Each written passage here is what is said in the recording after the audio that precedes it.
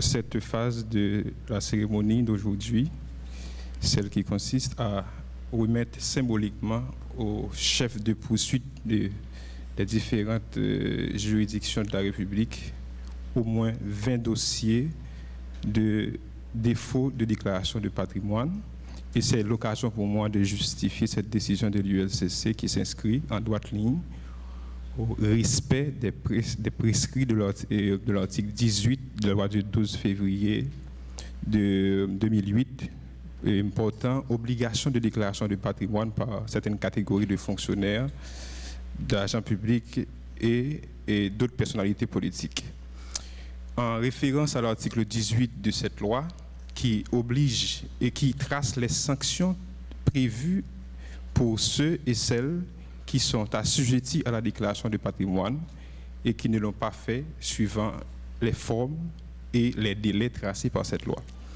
Et cette sanction qui sera appliquée à la diligence des commissaires du gouvernement est fixée à l'article 18 et qui fait référence à l'article 28 du Code pénal.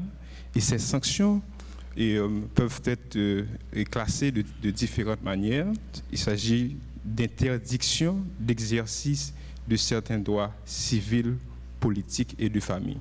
Par exemple, interdiction de se porter candidat et de se faire élire, l'interdiction de tutelle, de participer dans les conseils de famille. Et c'est autant de sanctions que trace le législateur pour les personnes qui sont assujetties à la déclaration de patrimoine et qui ne l'ont pas fait.